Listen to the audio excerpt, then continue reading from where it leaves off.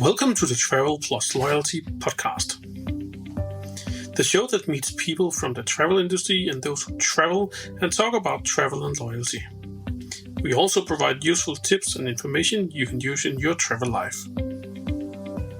Your host today is Henrik Olsen. I've been interested in aviation my whole life, and model airplanes, gliders. I flew gliders solo when I was 15 years old. You just heard Björn Lundström, and now former captain in SAS, telling us how he started flying.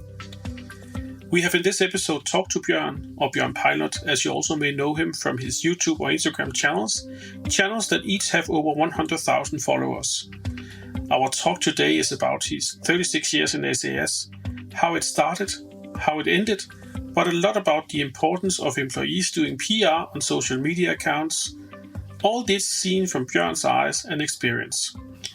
Let us bid Björn welcome to the podcast.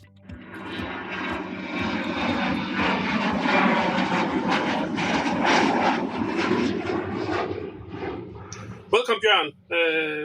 Good to see you and hear you. Thank you very much. It's a pleasure to have this to make this podcast with you.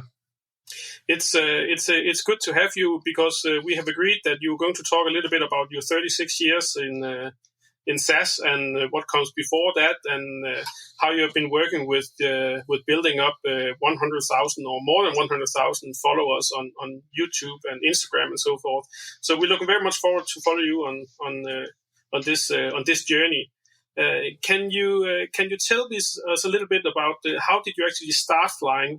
What comes before you started in SAS? I've been interested in aviation my whole life, and model airplanes, gliders. I flew gliders solo when I was 15 years old. I think I got the interest from my father. He was very interested in aviation. He didn't make a career in aviation. He was a teacher and headmaster, and I guess I also have some pedagogic talents from my parents, teacher. Then I was also interested in aeronautical engineering, so I have a Master of Science in aeronautical engineering also. Then I was a bit too restless to sit at a desk, so I wanted to start to fly. So you have basically all the background that was needed to start flying. So how did you end up in a cockpit, commercial wise or professional? It was the Cold War was so more or less over, and in the Air Force there was less funding for the flying, and I was just crazy about flying, and I wanted to fly as much as possible. So to continue to fly, I was forced to leave the Air Force and go to civil aviation, because that's opposite. There you're supposed to fly as much as possible for a certain amount of money. So basically, you got your ground education from the Air Force in Sweden, flying there, and got your basic training, and basically you wanted to continue. So you made the transfer to commercial. Was it SAS from beginning that you got your first commercial employment? Yes, it was SAS from the beginning. I was a maintenance test pilot, as you call it. Tested the Viggen fighter planes when they came from maintenance. That was my job, and my thought from the beginning was not to have an engineering work in SAS also, but I got an engineering work too after a couple of years. First, I was instructor, of course, easy for an engineering pilot to be instructor on a plane. And then I went to Scanair, and I was a maintenance test pilot of the DC-10. Okay. So what, basically 36 years, if we're looking back on the fleet history in SAS, what kind of aircraft did you start with? Because we know from your YouTube channel and Instagram that you ended up in the Airbus A350. Yeah. But where did you start? Where did you start in SAS? I started on the DC-8, and that makes me sound maybe 100 years old, but I'm not. No, the DC-8. I was a flight engineer on the DC-8. Some kind of relief pilot, a flight engineer with a pilot's license. And there I quickly became an instructor because I was, of course, interested in technical stuff.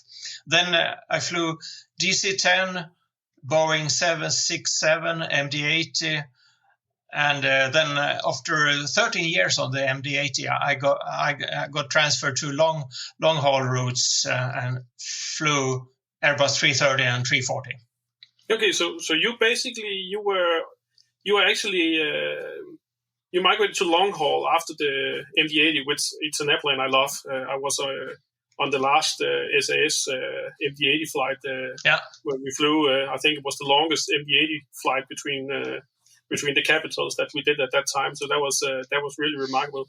But from the MD-80, you transferred to long haul. So you basically were participating in SAS long haul on the Airbus A330, A340 fleet from the beginning. Not from the beginning, but from a couple of years after the beginning. Yeah. So, which was the first long haul flight you did as a pilot on the A330, A340? Can you remember that? Yeah, I think I was my Czech ride on the Airbus 340 was to Bangkok. I remember that with Knut Kiel, a very good captain. He was a kind of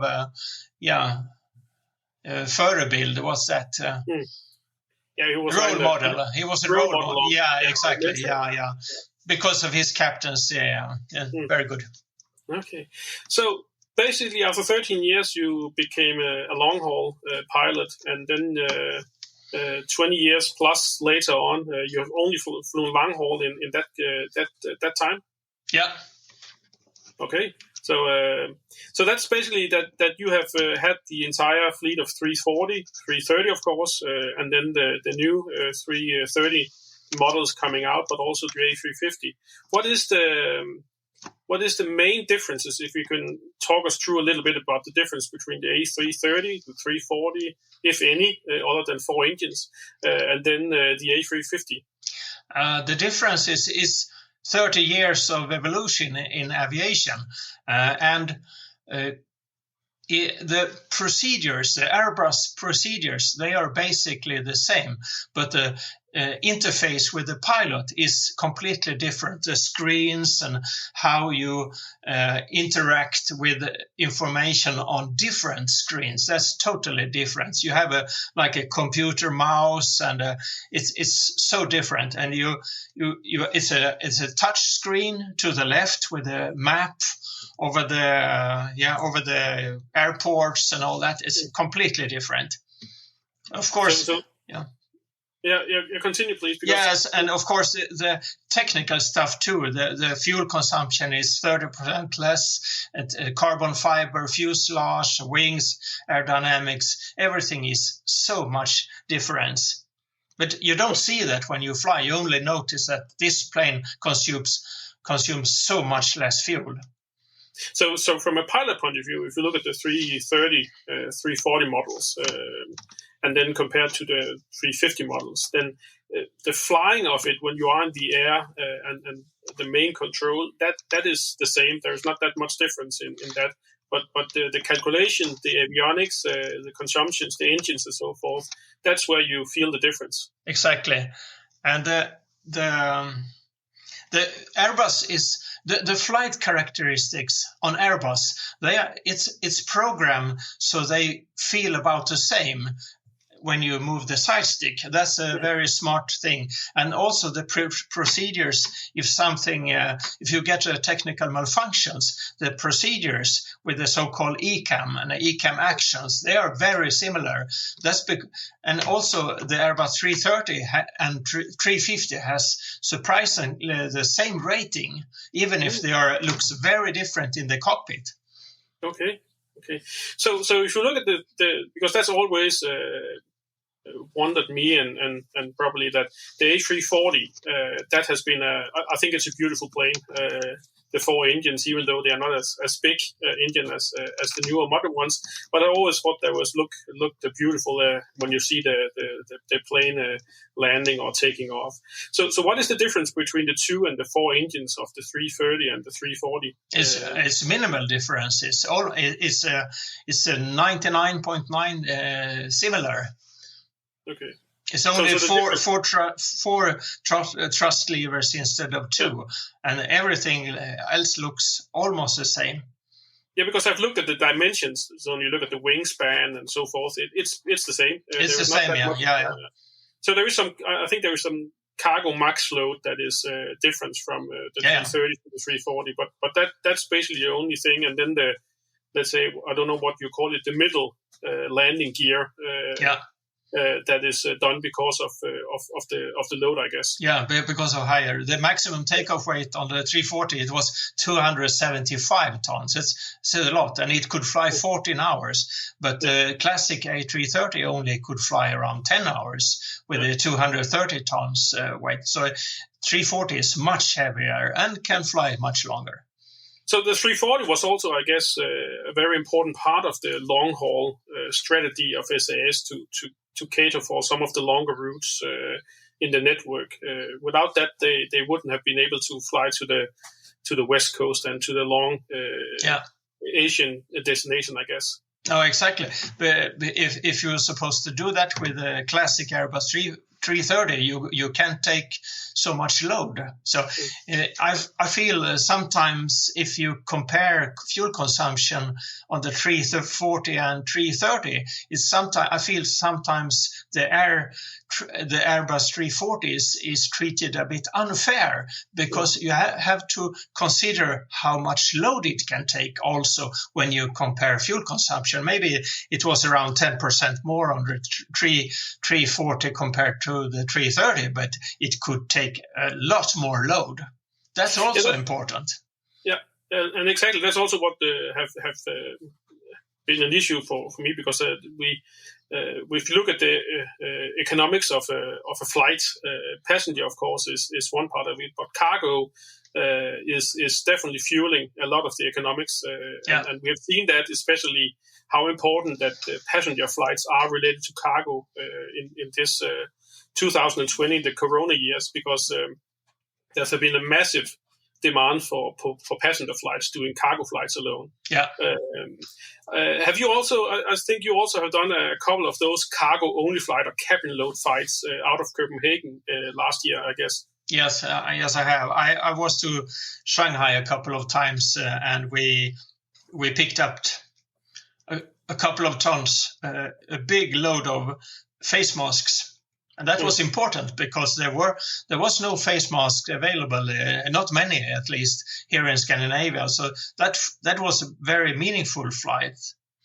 Yeah, but did you also participate in some of those cabin loads where you have boxes on the seats? That must have been a strange feeling, flying from Shanghai to Copenhagen or the other way around with a complete empty airplane. A little bit ghost-like, I guess. Yeah, ghost-like, and it was also special because we had a ground stop of 3 hours and then went straight back home. That was also so it was almost 36 hours work in the same clothes. It was very special. But since it was important to bring those face masks, it was a pleasure to do it, and felt really good. So interesting, and that's the flying cargo without passenger. That is a strange thing, and as you said, that you were not allowed to deboard the plane. You were standing on the tarmac and just waiting for it to be loaded, and then back home again with a second team, I guess, in the seat. Regarding this. Again, back to the 36 years of when you started and where you ended, basically, what have changed, if you could take some highlights out of that in benefits, statuses, all this about being a pilot? Because I remember when starting to fly, I'm basically, I'm a young guy here, so have not been flying that much before 1995. But we've always seen that those pictures from the very early days with the Boeing 747 and the cabins and the statuses and all the histories around that. What have been the biggest changes over the years in your opinion? It has changed, of course, like the society has changed, and which means that it's not as hierarchic as it was before, and it's much more focused and also professional, I would say, in teamwork and how you work together. Much more, but the work is still the same. A classic pilot's work that has always been the same. So some changes, but also many similarities. But again, the reason why I'm asking that question, we'll come back to that a little bit later. That exactly is the one of my questions about all the interest that have been to see your work, basically to follow your trips on social media and so forth. So we'll come back to that a little bit later. But that is the change. So even though it has been a kind of being a captain or a pilot has been one of the things that every kid wants to be when they grow up and look up to, and all those dream destinations. We all know that being a pilot or a cabin crew, that has been slightly harder over the years with only a 24-hour stop in most of the destinations, and you have to fly home again. So that dream scenario where you can wander 2 or 3 days in Shanghai or in San Francisco between the flights, they don't exist anymore. It's a little bit harder work, I guess, on that part. Yeah, it's a harder work, and it's not a tourist trip anymore. But on the other side, for example, the Airbus 350 is so much quieter than the Airbus 330 and 340. So it's a more comfortable work. You get far less tired than flying on a long flight on the DC-8 or a DC-10. If you think about it now, that was actually terrible to be a pilot on the DC-10 or DC-8. But now it's rather comfortable. But on the other side, we work 2 pilots for a long, long time, almost 11 hours.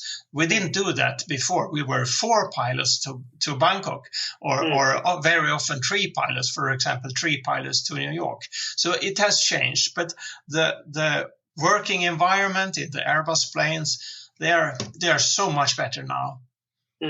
So if we just shortly should talk a little bit about a working day as a pilot, because you're talking about 11 hours. That's just the flying. I assume we know it starts earlier with the briefings and weather forecast and preparation and so forth. How is it normal if you want to fly to San Francisco or Shanghai? So how long is the working day there before from start to end?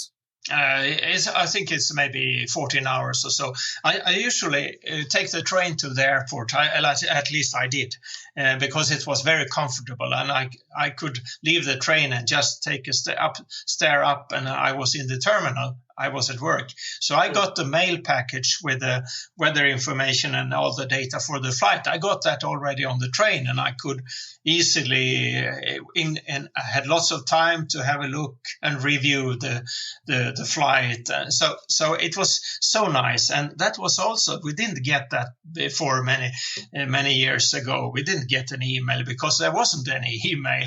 So it's very different.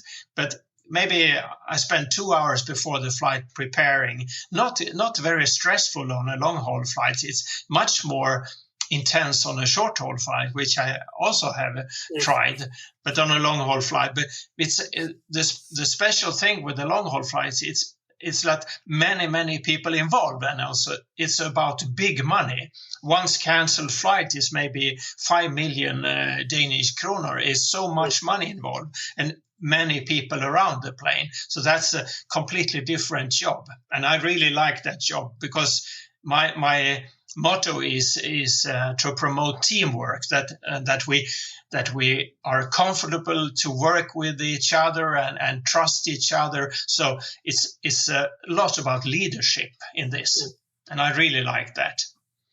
And that I think technology as you said, has helped being less stressful in the preparation. So now that when airlines like SAS introduced the iPads for all the flight information, weather forecast, and so forth, that also, as you said, helped in preparing in the train and so forth on that part.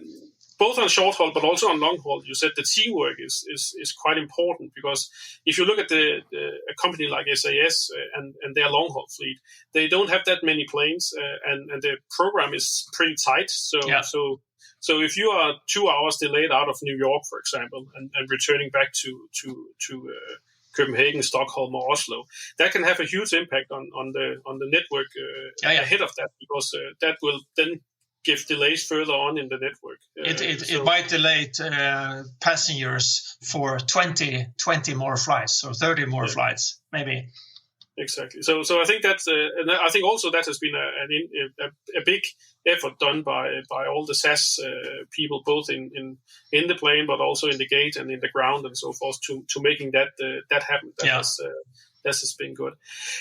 A little bit about back to the history again. Now your last new plane basically was the A350. Yeah. A couple of words on how did you train to move to the A350? What was it, a long study, or was it more practical work? And then, of course, also learning a little bit about the new plane, and how does this happen? Your change to the A350. Yeah, the course was 6 weeks in Toulouse, France. But of course, I'm a very I prepare a lot for my work always. So well before the course in Toulouse, I started to study the Airbus 350 ahead of the course, of course, on my iPad, and because lots of study material was available. Then it was very compressed. It's very intense, but also incredibly fun to learn to fly this amazing machine. Yeah. And then a couple of 3 or 4 sessions in a simplified simulator. Then we got maybe 1 or 2 simulator sessions in the real simulator. And the next flight was in the real plane. So very concentrated and exciting. Yeah. Okay, so again, because of the Airbus methodology and the way they designed the planes and cockpit, it was I'll not say easy, but it was easier to just go in after simulator flight, going in and taking control over the real airplane. Yeah, and then you should not forget that the Airbus 350 or 330 or any plane, it's just like a Cessna or a Piper Cherokee. It has thrust levers, it has a stick, and it works just like any other plane too. That's a basic, because if it gets too complicated with the technical presentation and all that, it's still an airplane and flies like an airplane, and that's amazing. So in principle, it is. I would not compare it to a Cessna, but no, but in a way, it's the same. It's a thrust and stick, and Okay. I'll say the difference perhaps between the Airbus and the Boeing is the side stick compared to the normal controls. But okay. But I think that's one of the good thing Airbus have made through the years.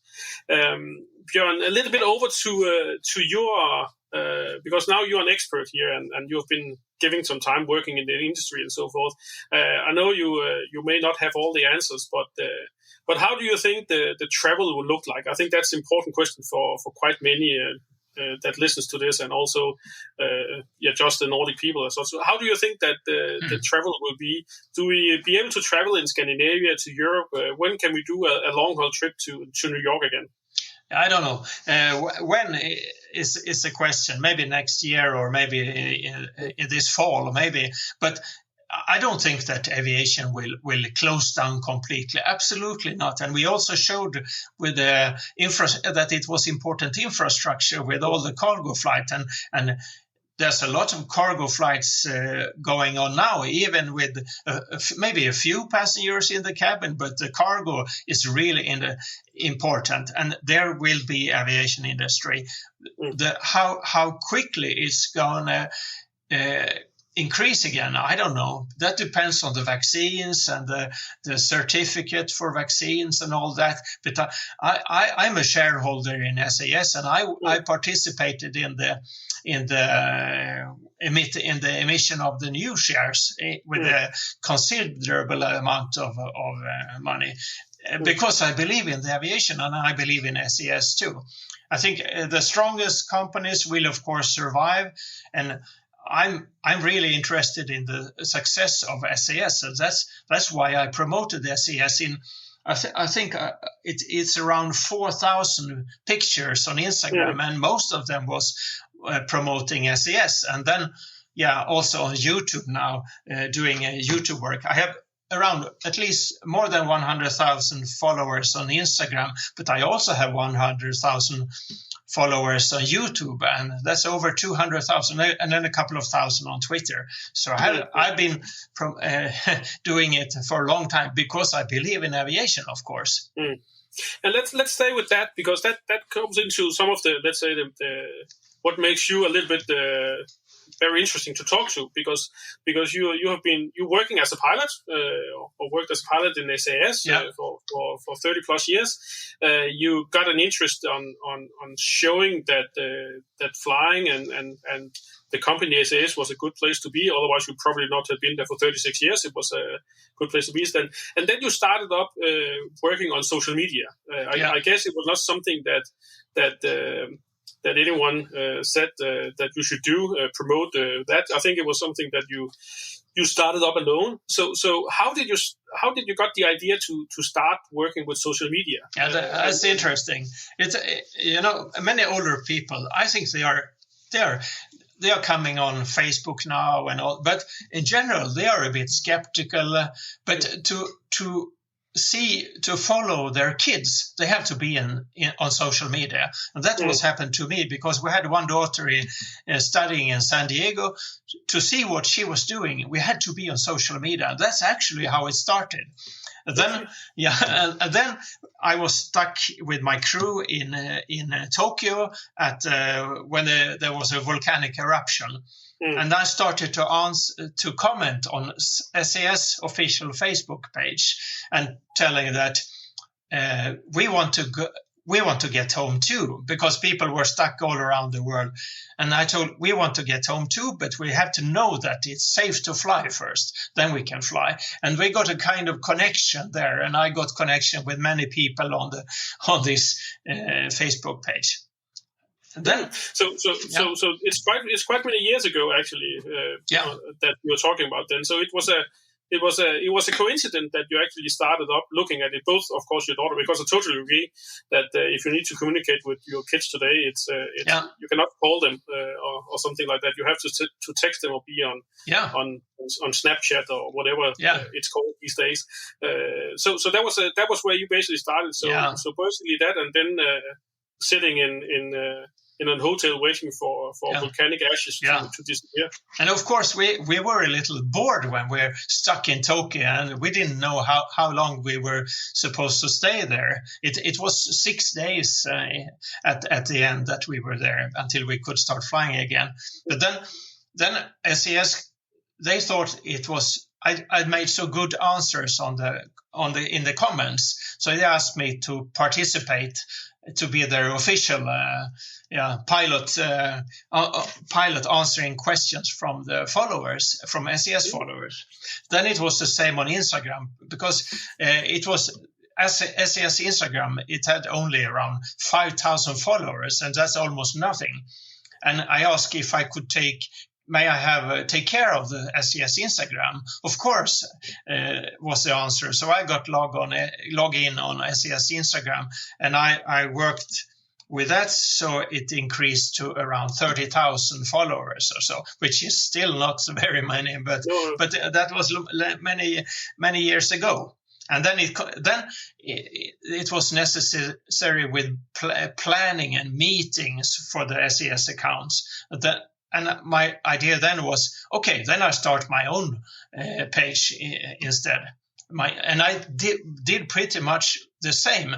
I mean, promoting SAS, explaining things and all that.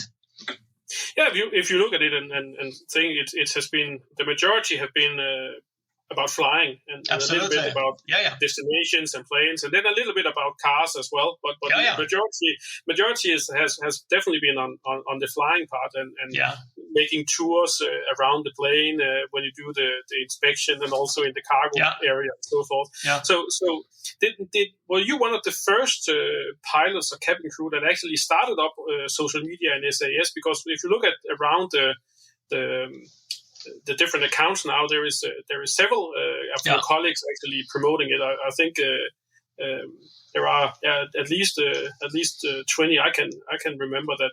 That's but were you one of the first that actually started, and also the first one to reach the 100,000 mark on Instagram? Yeah, maybe one of the first, but there were also many in the beginning too. But I was maybe the one having most followers. So that's it. But I think I would like to mention that about cars and sailing and all that. I don't have a company account on Instagram. That's a private account, and that the benefit with that is people trust private persons much more than they trust a company. And I know quite a bit about this. We can talk more about it later. But the credibility of a person, of a friend, is around 7 to 8 times more than the credibility for the trust for a company. So that if I say that, for example, SAS is a good company, people believe that much more than if SAS says it officially. But I think also that you're right on something. If I take my own example, I think it was quite interesting to meet this Bjornpilot and finding out that we actually were on the same flight. Me as passenger, of course, and then you in the cockpit.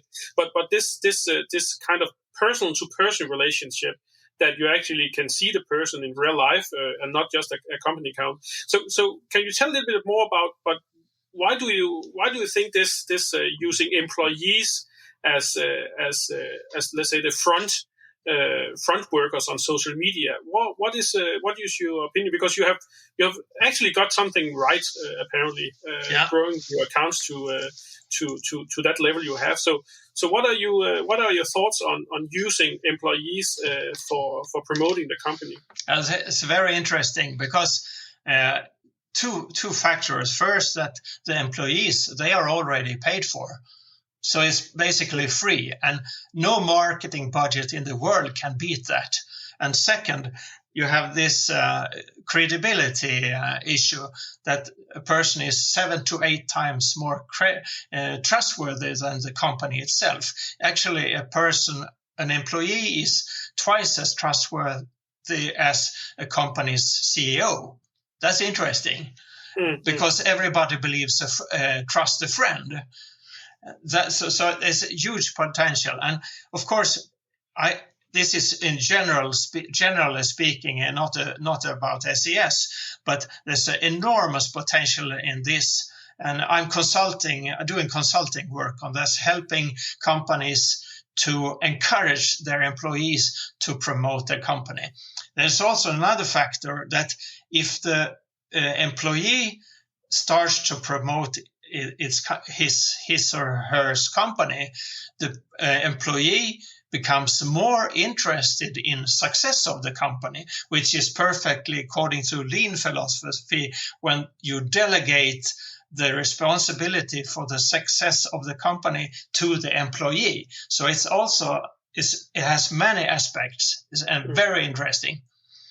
And that's interesting. And if you take your experience of your journey with creating first the company Instagram account on SAS, then your own account, and then what is your, let's say, lessons learned, good and bad? What is it that you advise the companies that you help of ensuring, because you must have from the early days of Instagram and so forth, and there must be some lessons learned that you say to the companies that they should avoid. Yeah, it is that to go for. I mean, trust-based leadership is the core of modern leadership, and if you trust your employees, for example, if I'm a pilot, I'm trusted to handle a 3 billion Danish kroner Airbus. I'm trusted to do that. If you trust your employees to be on the social media and trust that they want to do good things for the company, then you get good music of it. That's a lesson. So you have to understand that your employees, they want the well-being of the company just as much as you do as a leader in the company. Mm. Because if you look at different accounts, I've just been skimming through them before our talk today, and as you said, most of them are private accounts, and there is of course some of them not necessarily in SAS, but also other crew-based accounts and pilot accounts that do have some product sponsoring and so forth, but the majority of the accounts on Instagram and YouTube, they are private accounts, and basically they only promote their work and indirectly their company they're working in. Yeah. So they are not, as you said, there are not that many who try to, at least not while they're working on it, they're not trying to commercialize or earn extra money on it or make some kind of conflict in that relationship. No. Is that also what you ask the companies you're talking to are saying, that they should make some kind of agreement with the employees and not trying to tie them up or trying to rewind? What is your thoughts on that? No, I don't think you should make agreements with the influencers. I have never done any promotion I have never earned any money from my social media, never, and not on Instagram or ever. But of course, I have hobbies and interests. There, I show different brands. For example, a brand of a bicycle that I like, but I do that for free. That's because I like this brand. That's totally different story. And I think. Managers, they should not be too afraid of this, because people, they are human beings and they have to have a private life too. I like sailing, for example. I have to, without me showing any sailing pictures, I'm not a person. Then it's a company account, and then immediately I become less credible or trustworthy, maybe is the right word. So that's so don't be too afraid, and don't try to control, or because you can't control people. You can't control people on social media, and you can't control people when they sit having a dinner with friends, what they say then. You can't control people. You can only trust them, and if you trust people, they will start to trust you. That's amazing. Yeah. So basically, that's what you talk about, the trust leadership. That is the key lessons here, and saying that companies, even though you're getting very big influencer-wise on social media, that they still should have some kind of a trust to the employee. But how do you then control what to say and not to say? Opinion-wise, if it's not, let's say, the management of a company, then let's say SAS, they may not be fully agree on all you are saying, of course, but there will be a company like SAS has a lot of employees and so forth, and you have your opinion in how to promote and what to show and not to show, and everything is within the legal part, as you mentioned a lot of times, that this picture was taken, I think, above 10,000 feet and so forth. So you follow the policies and legal things, but isn't there a conflict sometimes when you have an opinion that may not be shared by the management of a company? But first I would like to leave SAS out of it and just talk about it generally, and then you could think that you don't have control of people, what they say to their friends when they are on a dinner. They are having a dinner with them. You can't control them. And maybe you have the person at the dinner have another opinion than the leaders of any company. And it's the same on social media. You are just the same on social media as you are with friends. So that's nothing new. You can't control people. Then if you try to control people, that's North Korea style, and then it's completely crazy. It doesn't work in a modern society.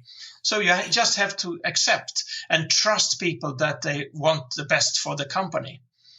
So you say it's a balance. It's a balance between trust and saying that sometimes there can be different meaning opinions, and you will still share the same at a dinner or between friends.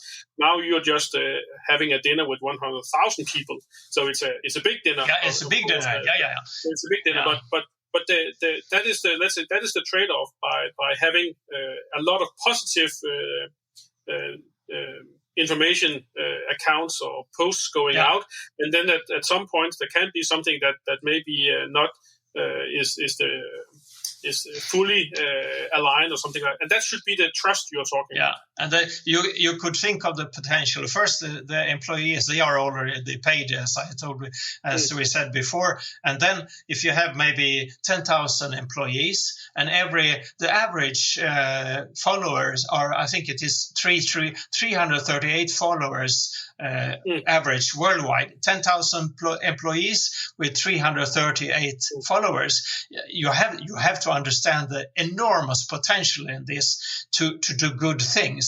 And if you're focusing on to having control or what can go wrong, that's completely crazy, because companies, they do things that go wrong too. And I've seen terrible examples there are classic examples from companies doing really stupid things, damaging their brand. So everybody can make a mistake, and you just have to live with that everybody can make a mistake. That's the way life is.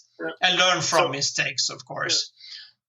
So basically, what you're saying is that if I take my own Instagram account, I think I have 300 followers or something on my Instagram account, and then it's also a big dinner. Still, it's not 100,000. No, it's a dinner. Yeah, it's still a big dinner, or slightly big dinner in that sense. So still, you can make the same communication, good and bad, and that is the trade-off. So your opinion is that it will spread anyway. Yeah. So don't try to control it, but have the support for it, encourage it, and so forth on that part. And I strongly think that social media, there are some brands around the world, for example, Coca-Cola, and I know a couple of more brands, they have really smart social media policies, because, some companies, they have social media policies with maybe 25 don'ts, and they maybe not even mention that they encourage or want people to talk good about the company.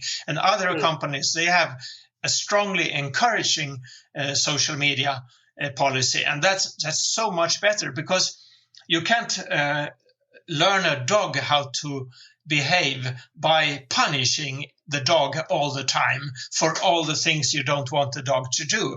You can learn a dog to do things by encouraging and rewarding a dog.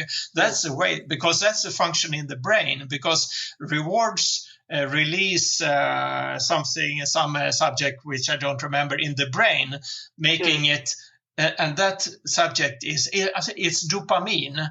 Rewards release dopamine, and dopamine makes your memory much stronger. So that's why encouraging people doing things is so much more powerful. Also in social media policies, that's a biological effect in the brain. Yeah. So these learnings or this experience and so forth, this is what you after you are ending of working with SAS, this is what you're going to help other companies on doing, is trying to use that experience to grow that. So you'll be some kind of a self-taught social media consultant. Yeah, and I have also many friends working with marketing. For example, when we wrote a book about helping people to get over anxiousness for flying, and in that around that work, I met a guy, Patrick. He wrote a book about marketing. He said, and he told me that every day we are bombarded with 3,000 marketing messages, but you only remember 2 of them, which means that 2,998 messages about marketing, you could just as well leave it and don't do it, because it's a waste, because nobody will ever notice. And that means that you have to stand out with your marketing messages, because otherwise nobody will notice. And so that's also your part of your let's say your suggestion to companies, and saying that if you want to stand out, don't use the normal marketing budget. Spend it on your employees. Encourage your employees. Tell them, don't be afraid. Dare to do brave things. Maybe I've been doing things that are maybe on the edge, on the limit, or so. But that is with a purpose. Because if I didn't do that, nobody will notice. And then if nobody notice, then I don't make any then I don't promote SAS anymore. So that's what I did. So that's why my YouTube, it exploded actually from 10,000 followers half a year ago, and now it's 100,000. And that's because my messages and my videos, they were on the a little bit more special and got noticed, and then I could make good promotion for SAS. But if you don't understand this and say that, you should be careful all the time, and sorry, but you are completely wrong, because then nobody will notice it. That's very interesting. Yeah, I think that makes a good statement to the things that. So this is where we'll see some of the areas where we'll see Björn Lundström in the future. Yeah. That is not necessarily building on his own. I think I will see some posts doing electrifying airplanes. I think that will be some of it, and cars and sales ship and so forth again. But you'll continue your work as a consultant and trying to help companies in growing their social media awareness. Yeah. I think I have 3 or 4 YouTube videos now in the pipeline about encouraging young guys to be pilots, and explaining things about aviation, and a couple of other things. Okay, that's interesting. And just to round a little bit up, that during your career, you mentioned it a little bit earlier, you also wrote a book about conquering the fear of flying. Yeah. How does that start? Because I'm assuming you don't have fear of flying as a captain. No, that it started. It was the son of the CEO of the publisher.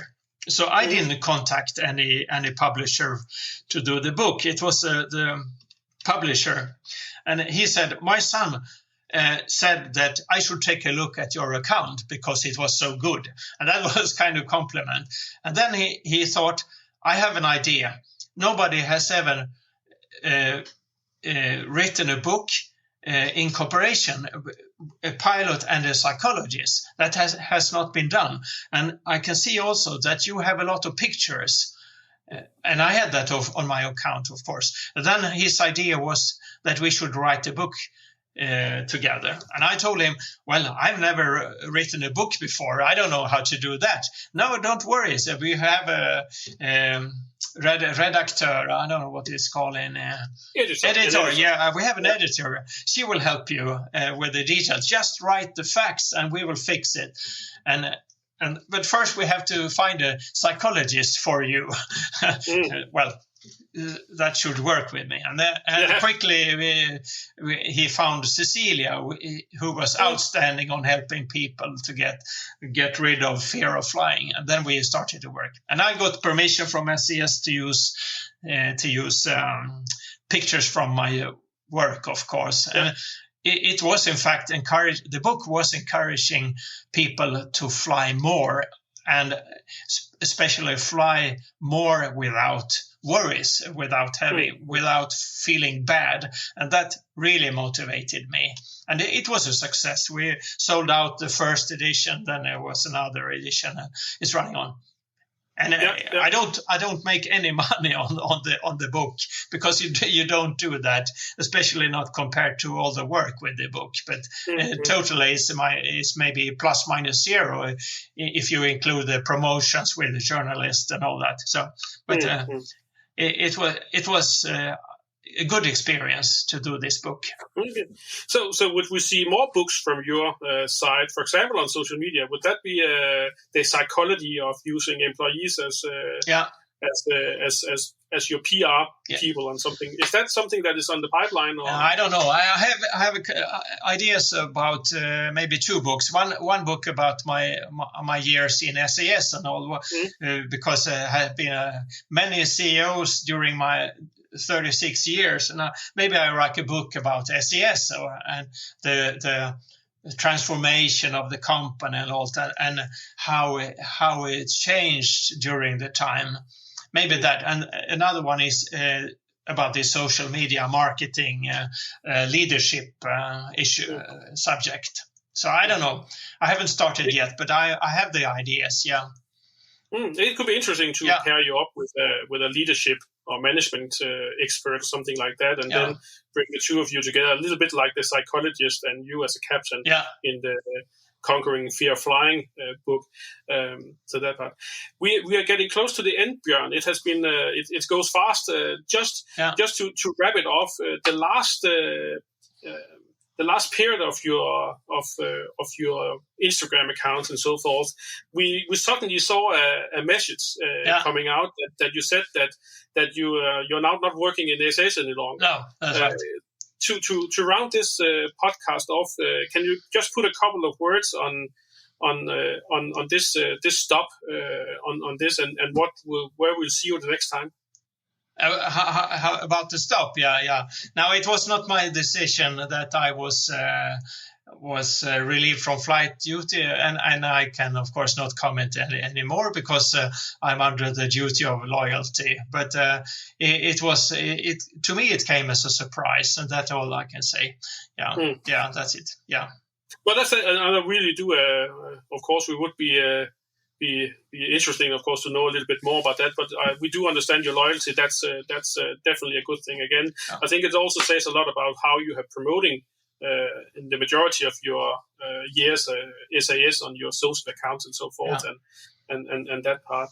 I think we are done here with all the questions. I think depending on how it goes, we may need to have a follow up on this and see how your new career life is going in a while, and follow you on that part.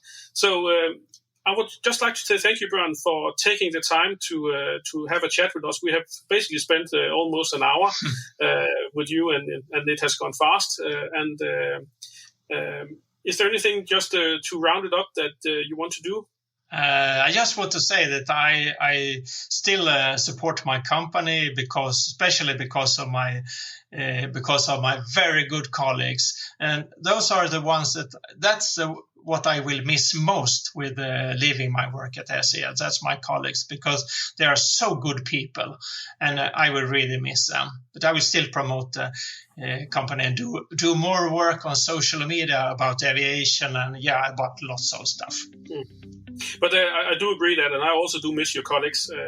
But that's more like flying with them in that I'm sure that many of us have. My last flight was March the 4th last year. That was my last commercial flight. So I really do miss getting out of that part. But let's catch up on a later stage, Björn.